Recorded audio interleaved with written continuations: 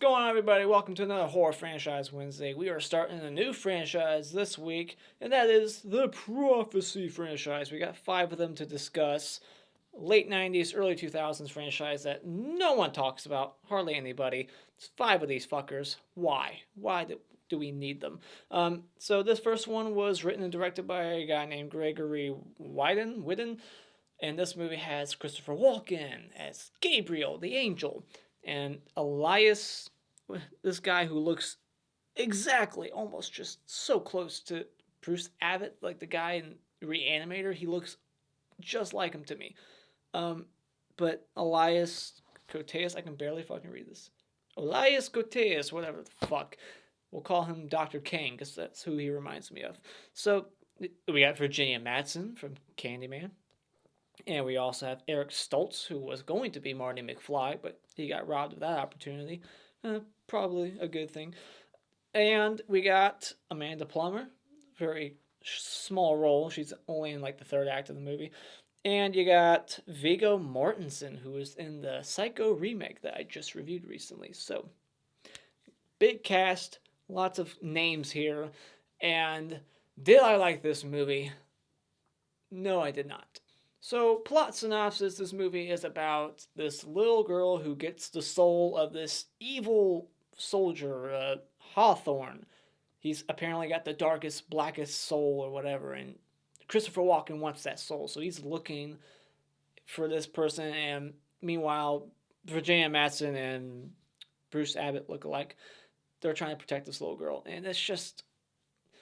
This movie was probably too ambitious for what this budget was. I'm not sure what the budget was, but they could have done a lot more here. They could have made this a lot more interesting, a lot more fun, but it's just not. It's not fun at all. There's like no positives I can give this movie other than Christopher Walken. I thought he was mildly entertaining. Like, he had some moments. He has some lines. Just little things. Like, he always shushed people. Like, and then, like, he had, like, this power to, like, knock people out. Or he killed them. I don't know. I don't know if he was killing them or if he was just making them fall asleep. But that was like the only like entertainment I got from this film was little moments with Christopher Walken. You even got Adam Goldberg in here. I'm so goddamn tired. Watch the profanity. Watch your profanity. Plays like, I guess, his slave who just wants to die, but he won't let him die. So I thought that was kind of interesting. They're dynamic together, like he has to work for him, but he hates him. He hates him. He just wants to die. He's probably been living hundreds of years, thousands of years. I don't know. There's some things that could have been explored more. But other than that, the rest would just be negatives for me. I did not like this story. The story could have been executed way better. This could have been like a really fun movie. Like, the story is not really the problem. Like, this story could work in a better film, but it's just, I didn't care for it. Personally, I'm sure there's some fans out there, but it just was not working for me. I didn't care for anything. Like, the transfer, let's start there. Not a knock on the film, but this copy, do not get it. If you're a fan of this franchise and you want the best quality you can get, do not get this cheap 5 set by Miramax. It is awful. Absolutely horrendous. Like, I thought the Leprechaun 7-pack was bad. No, this is different level shit. This is like small little square in the middle of your TV that you have to like hit the zoom button to like push it to actually get it to fit your screen. Are the rest going to be like that? I hope not. And I hope the rest are better. Like, I heard like Doug Bradley, Pinhead, he's in like part 4. And you got Brad Dourif, he's in like part 3. I heard Tony Todd's going to be in part 5. Somebody else was going to be in part 2. I forget the name already, but somebody was going to be in part 2. Brittany Murphy, she's going to be in part 2. So, but yeah, I hope the rest are better. Whew, let's hope. And so, yeah, just the look of the film, the atmosphere. What atmosphere? It's just... and then the music, the whole feel of the film, it just feels like made for TV. The budget, they should have got a bigger budget. Like, the action sequences are not shot that good. They're very short-lived. As soon as a fight breaks out, it's like over before you can say corn on the cob. It's just, boom, it's over. Lucifer is in here, like, at the very last, like, 10 minutes of the film. Doesn't really do a whole lot. It just feels like there's so much shit that could have been done way better in this movie. And so, yeah, it's just what gore? Like, what gore, too? Like, it's rated R for gore. What gore? the heart. That's it. That's your gore. Jesus, this should have been rated R for violence and a heart. There's a heart, but there's no gore. So, and just, I didn't care about any of the characters either. Like, there's no fun characters. There's no interesting characters that I can get behind. I don't care. I just don't, because nothing was working for me. There's not a whole lot I could say about this movie because I was just so on like autopilot, just like watching it. Like, please, just end, please, end. I'm getting so fed up with you. Go to hell. Heaven, darling, heaven. At least get the zip code right. It's all the same to you, isn't it? No. In heaven, we believe in love. What do you love, Gabriel? Cracking your skull. So final thoughts, very lackluster movie for me. It just was not entertaining. Story, blah. Characters, dull. Not interesting to me at all. And gore, what gore? Nothing there. And yeah, it's just kind of boring. So when it comes to the prophecy, for me personally, I thought this movie was wasted time. All right, very quick spoiler discussion. So we get this open with a bunch of Catholics, and they're doing their thing, and is that really what they do? It's just, I find the whole thing silly. No offense to religious people out there, but the whole, like, kissing the ground, like, I'm not worthy. It's just so weird. And then he shows his badge, and that just automatically lets him get away with anything. I love that in movies where they just show a badge, like, I'm allowed to be up here. I got a badge. They never question it, like, let me see if that thing is real. Just like, badge, it's good. I can do whatever the fuck I want now. And then we see Ozzy Osbourne, angel guy, with no eyeballs because he has no soul, and, eyeballs represent a soul, I guess. Although Christopher Walken has the soul. And then when he dies, he has no eyeballs because he's got no soul no more.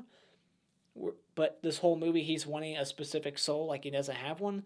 And then Bruce Abbott's character, I know that's not the actor, but he looks like him to me. He says, Thomas, he's like, the difference between you and me is that I got a soul and you don't. Well, if he doesn't have a soul, why does he have eyeballs? Doesn't make sense. If the eyeballs are supposed to represent a soul doesn't line up to me, but whatever. Maybe you can explain it. And so we get this very quick fight.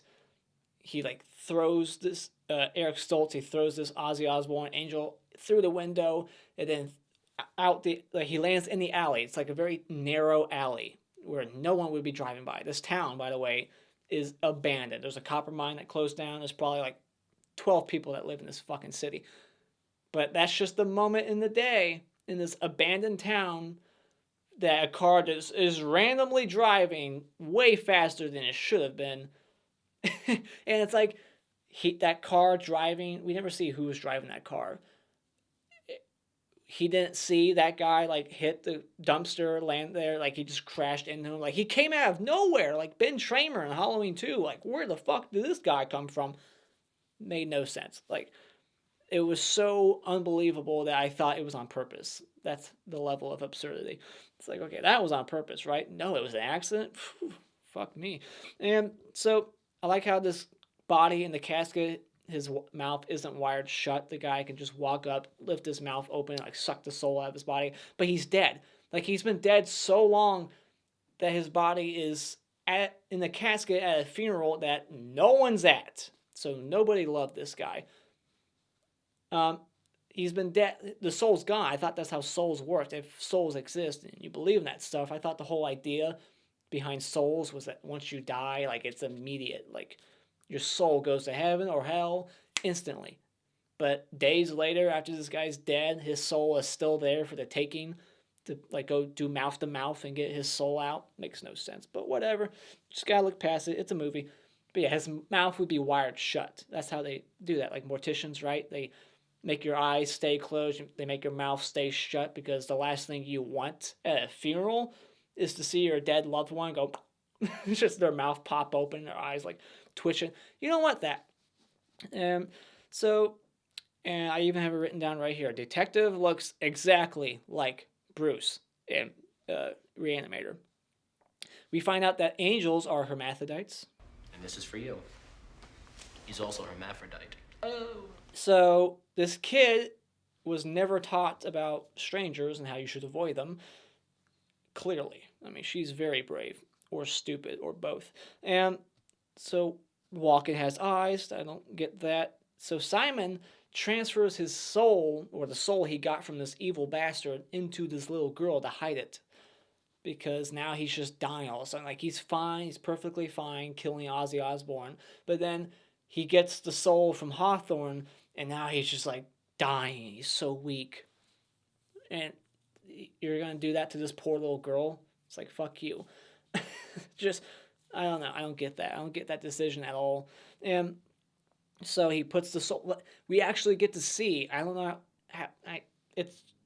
It happened. Like, I thought they were going to cut away and fake it somehow, but no. He actually locks lips with this little girl. We actually see this grown adult, like, mouth to mouth, like, making out. Not making out, but still, I just couldn't believe it. I couldn't believe they actually did it. He's just, like, locking lips with this little girl for seconds on end, just keeping his lips there, transferring souls.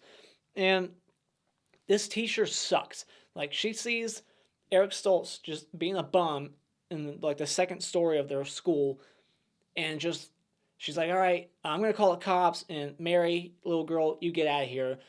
And then she leaves, the little girl comes back in and has time to keep talking to this bum and get this little transfer thing going on. Like, where was the teacher? She didn't walk outside and immediately realize, like, wait, that little girl's not out here. Where is she? She doesn't go back inside to, like, help her out or anything. Like, where the fuck was she? And her outfit, this whole movie, the whole, like, shirt, like, tied up. And, like, that's not the way a teacher would dress at all. There's no dress code at this school, I guess. In fact, there's no one at that school. There's no faculty. There's nobody. It's just Virginia Madsen. She's the only teacher. It's a K through 12 school. No one else works there. It's just her. She's the teacher, she's the principal, she's the janitor, I guess, she's the security, she's everybody. And they dig up Christopher Walken and Adam Goldberg, they go to dig up the Hawthorne guy, there's no soul, but he doesn't realize that until he's, like, all the way in the grave and, like, looking at his mouth, like, there's no soul in there. Like, you couldn't figure that out just by looking at it, you couldn't smell that there was no soul, you have to dig them all the way up. And I like how they're always in gargoyle, like, stances. They're always, like, sitting down. They're always in, like, I have to take a shit stance. There's, like, oh my God. Like, the way they, like, sit down, it's funny to me. It's just, they're like gargoyles is what I wrote down. And he's, like, burning Simon. He's, like, going to torture him. And I thought they were going to play this out. But he barely tries to get the information he wants. I guess he realizes that it's a lost cause. So why even bother? He just kills him. He rips Simon's heart out. But it's like, he burns him once. He's like, I can do this all day. Like, we can keep doing this. But he only does it once. He just burns him once. And then he takes his heart out and kills Simon because he's not going to give up the information about where he put the soul. But how did he find Simon? I mean, I don't know. Whatever. I'm not even going to try to, like, figure this shit out. Doesn't matter. So, yeah. And they could have really extended that torture, you know. But he just gave up. And so Hawthorne is, like, speaking through Mary, which is kind of creepy, but it's something we've seen in a lot of possession movies where, like, the little kid starts, like, speaking words that little kids wouldn't know, like, saying horrific things. So it's not really new, but I was like, oh, this is kind of horror-ish. And because nothing else was really scary in this movie. Like, it's not scary. This whole movie's not scary. It's very serious, though, but there's just little moments that were kind of comedic. Like when Christopher Walken walks into the crime scene and he's, like, licking dry blood and he's like, so-and-so was here, or, you know, whatever. I really needed captions for this movie because there's a lot I couldn't hear, so maybe that's why I'm so lost. And there's no captions, no option, so I'm fucked. I gotta really listen. And so they both are in this cave, a copper mine, I guess, and they both see, like, this whole field of, like, spiked angels, like, on wooden spikes, like, all impaled, which I thought was a cool shot, like, a very ambitious shot. Like, if they had the budget, they could have went all out with that. But yeah, and there's some very aged visual effects, especially towards the end when this soul's coming out of the little girl. It's very 90s looking. Very 90s visual effects, not too good. And so Goldberg gets killed by Thomas. That's his name. And he's like, thank you so much. And I guess all it took was a bullet to the head. Even though they say that the only way to kill these angels is to rip their hearts out, I guess that's not true for this character. And so, but yeah, I thought that was kind of funny. He's like, thank you, somebody killed me. But because he couldn't kill himself, like he established, like he's been hanging himself, taking pills, doing whatever. Nothing, he can't kill himself, but all it took was this guy shooting him in the face to finally put an end to his misery. So because they kill Adam Goldberg, his little henchman, Christopher Walken has to, leave them alone now to go find another henchman because for reasons. I don't know why he didn't just continue his pursuit of these, main characters. He just left them alone for a while. Like, I'll get back to you. I gotta go find somebody else. So he gets Amanda Plummer, who's on her deathbed. She flatlines, and he's like, no, not too fast. I don't want your soul leaving. He, like, keeps her alive to be his, like, henchman, like, to work for him for the rest of her life now. And she's, like, pissed off. Like, fuck. I could see the white lights. I was going to heaven, and now you totally, like, ruined that. So I would be pissed, too. And so we get this very dramatic line from Virginia Madsen right outside, like, the trailer. She's like, you, 5 seconds later, can't. Another 5 seconds later, have her. Shoots, whole trailer blows up. It's like, come on. Like, just very dramatic. And then we get, like, this Cherokee medicine. I had to laugh at that. I just can't take it serious. Like, they got, like, I'm assuming they're Cherokee, right? Whatever. Native Americans, they're doing, like, their method of medicine and healing. Doing, like, putting beads everywhere, or whatever, on the ground, and shaking these little things that have, like, rice in it, or whatever the fuck. I don't know. I didn't research it at all, but they're just, hey, yeah. Like, I'm not being stereotypical right now. That's what they were doing. They're like, hey, yeah. I just had to laugh. It's like, really? They think that's gonna heal her? And I don't think that's what heals her. Like, when she's healed at the end, it's because Gabriel died. But it's just so convenient that, like, they were doing that at the same time. So in their mind, they probably are like, oh my gosh, it actually worked. Our little chant worked. It's like, no, it's because Gabriel's dead that the soul left her, I guess. And now, like, it wasn't you, it was this. Like, but I just think it's funny that they probably think that their little bullshit was working, but no, it wasn't that. But yeah, I love when Christopher Walken, he goes into the hospital, and he just tells the receptionist to shush. He's like, shh, just, like, taps her head, and then she's out cold. And Lucifer, he kills Gabriel. Like, Thomas runs his truck through this little tiny hut that they're in and kills and hurts no one in there. Bullshit. And just knocks Gabriel on the ground. Lucifer walks up, takes Gabriel's heart out. The end. But I found it funny that before Thomas left them at that little hut, he was like, lock this door. And then when we see Christopher Walken get there, he just busts the door wide open. So I just thought, like, oh, it was a good thing you locked that door. Came in handy. It really helped out. It's very stupid. It's like, did you see that door? Of course he was going to break in. But yeah, why did Gabriel just leave Thomas on the road? Like, they have this very quick confrontation where he, like, puts a chain up, and, like, they hit the chain, and Christopher Walken flies out of the car. Cool stunt. Dan Bradley was the stunt coordinator. Dan Bradley, who played Jason and Jason Lives in the paintball scene. Trivia fact. But then, like, he just leaves him there. Like, he was about to kill him, too. He's like, I'm going to show you pain or whatever. He says something like he's going to kill him. But then they have, like, this dialogue, and then he just walks away. Leaves him alone. You were just about to kill him, but now you're not. Just convenient. Whatever.